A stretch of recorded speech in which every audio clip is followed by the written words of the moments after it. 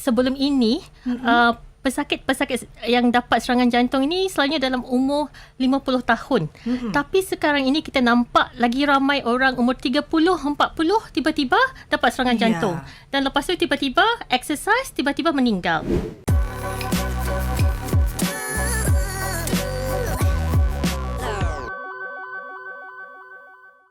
Dokter, serangan jantung ini mungkin bisa dijelaskan apa sebenarnya yang terjadi ketika serangan jantung itu terjadi pada seseorang? Okey, selalunya banyak yang bertanya kepada saya, doktor, kenapa saya dapat serangan jantung? Sebab kadang-kadang orang ingat dia makan daging sehari sebelum itu tiba-tiba ada serangan jantung.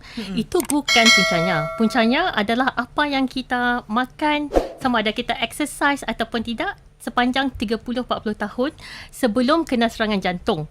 So selalunya sebelum ini pesakit-pesakit yang dapat serangan jantung ini selalunya dalam umur 50 tahun. Tapi sekarang ini kita nampak lagi ramai orang umur 30, 40 tiba-tiba dapat serangan jantung.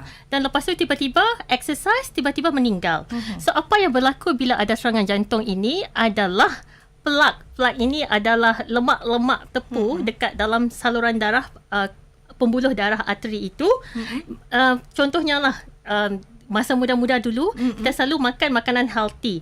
Bila kita masuk ke college, kita start makan all the fast food. McD, KFC, lepas tu makan malam sampai pukul 2, pukul 3 pagi. Tak jaga tak jaga pemakanan dan lepas tu kita tidak exercise. So, bila kita buat macam ni 10-20 tahun, apa yang berlaku? Pembuluh darah itu makin menyempit. Lepas itu, bila pada satu tahap, apa yang berlaku? Plak-plak itu boleh pecah, ruptured, menyebabkan ada darah beku terbentuk di dalam pembuluh darah arteri. So, bila dapat serangan jantung itu, pembuluh darah itu tersumbat dengan darah beku. So, itu yang tiba-tiba rasa sakit dada dan lepas tu kadang-kadang orang rasa sesak-sesak nafas, susah untuk bernafas, sulit, tidak boleh nak tarik nafas yang dalam. Ini apa yang berlaku. Jadi dalam kes ini, kalau kena ada simptom, contohnya nyeri dada, sakit, lepas itu sulit untuk bernafas, bila nak berjalan, susah nak berjalan jauh. Kalau sebelum ini boleh jalan 1 kilometer, tak ada problem, tiba-tiba jalan daripada bilik ke bilik air, sudah sesak nafas, sudah mengah, itu maksudnya ada possibility ada masalah dengan jantung. Jadi ini akumulasi ya, dari lifestyle dia, kebiasaan makan, pola makan sehari-hari.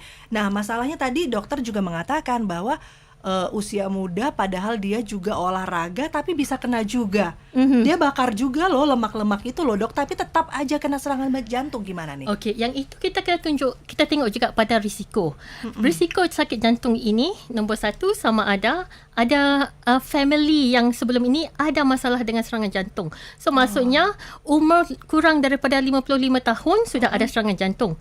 Nombor 2, kadang-kadang walaupun sangat aktif, sangat bersukan dan lepas tu sangat kurus, tetapi kolesterol levelnya tinggi.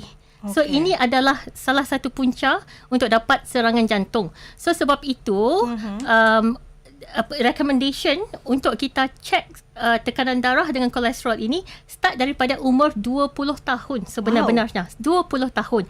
Daripada umur 20 tahun kena start cek tekanan darah. Kalau tekanan darah itu bagus, maksudnya kurang daripada 140/90, 120, 70/80, yang itu boleh cek balik 2 tahun. Untuk kolesterol, kita kena start sebenarnya daripada umur 20 tahun. Lepas tu tengok, kalau normal, lepas tu boleh cek 4 ke 6 tahun selepas itu. Itu sangat pentingnya. Tapi kalau katakan memang ada family yang ada masalah dengan serangan jantung, umur masih muda, umur kurang daripada 55 tahun, dalam kes ini kalau pesakit itu ada risiko family history, lepas tu ada kencing manis, umur start daripada 40 tahun, kena pastikan kena ada regular screening. So maksudnya kena cek tekanan darah, kena cek kolesterol, dan kalau ada akses untuk buat screening, contohnya exercise stress test, boleh juga buat exercise stress test.